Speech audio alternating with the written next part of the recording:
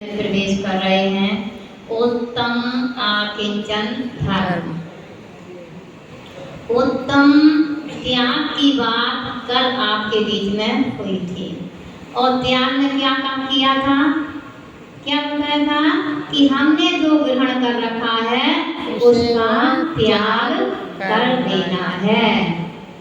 तो उसका त्याग करने के बाद में अब उत्तम आकिंचन धर्म की क्या आवश्यकता पड़ी। आकिंचन किसे कहते हैं? ना किंचन अपि इति आकिंचन, मेरा कुछ भी नहीं है, इसे कहते हैं आकिंचन। एक परमाणु मात्र भी पर द्रव्य मेरा नहीं है। तो त्याग में मोटी बात थी और आकिंचन में सूक्ष्मता की बात है कि त्याग तो कर दिया मोटा मोटा, लेकिन अभी परिणामों में मिथ्या, कसाय, राग, द्वेष, विकारी भाव बैठे हैं। उनका त्याग भी किया तो पूरी तरह से त्याग नहीं हुआ। कल आपको बताया था कि झाड़ू लगाना है। कल क्या किया था?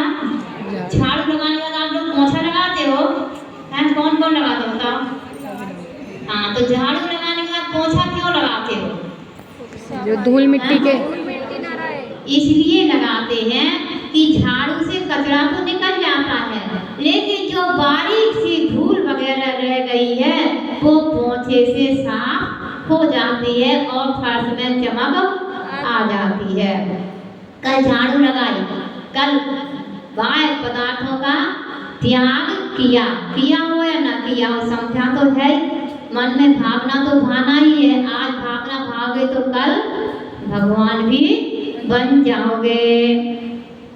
तो झाड़ू कल लगाई थी और आज पोछा लगा। हमारे आचार्य कहते हैं किंचित मात्र भी, एक परमाणु मात्र भी अपने पास में नहीं रखना। एक बाह्य पदार्थ होता है और एक अंतरंग का होता है।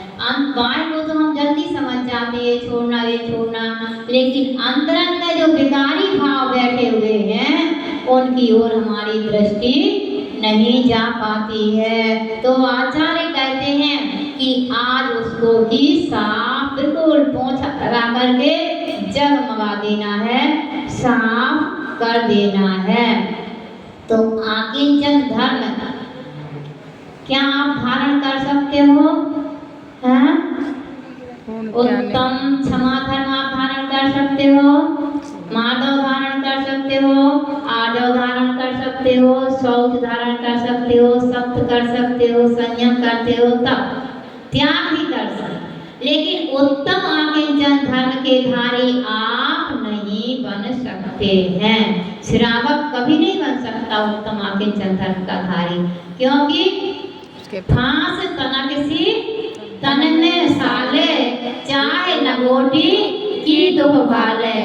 जिस प्रकार से पैर में इतना सा तिनका लग जाए रास्ते में चलते हुए, उसे कहते हैं फांस, और वो फांस लग जाती है तो फिर वह सालती है, दुख देती रहती है और उसी की ओर अपना ध्यान रहता है। जब तक वो निकल नहीं जाती है तब तक चैन नहीं पड़ती है, चल नहीं सकते, पैर से जमीन पर पैर नहीं रख सकते हैं। उसी प्रकार से चाहे लंगोटी की दुख वाले, एक लंगोटी कहा क्षुल्लक और मुनि। क्षुल्लक, अइलक और मुनि की अवस्था में कितना अंतर है।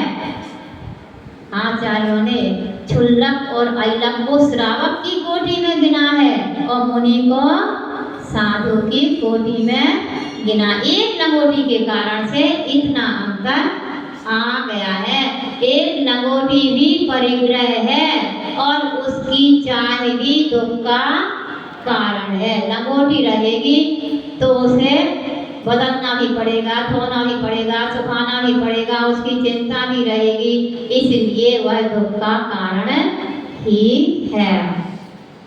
तो आकिंचन धर्म के विषय में यद्यपि आप लोग उत्तम आकिंचन धर्म के धारी नहीं बन सकते, मुनिराज ही उत्तम आकिंचन धर्म के धारी ठोस हम भी नहीं बन सकते। ऐसा नहीं है कि हमारी गिनती नहीं है तुम्हारे साथ में, तुम्हारे साथ में हमारी भी गिनती है, क्योंकि हमारे पास भी तो साड़ी है, तो हम भी नहीं बन सकते हैं। लेकिन हम लोग क्या कर सकते, पंडित जी बन सकते हैं कि नहीं हैं? पंडित जी में बनने की क्षमता है, अभी नहीं बन सकते हैं, लेकिन ये जब चाहे तब बस उतार के फेंक दे और बन सकते हैं। लेकिन आप लोग तो नहीं, अभी भी नहीं बन सकते, इस पर्याय में तो नहीं बन सकते हैं।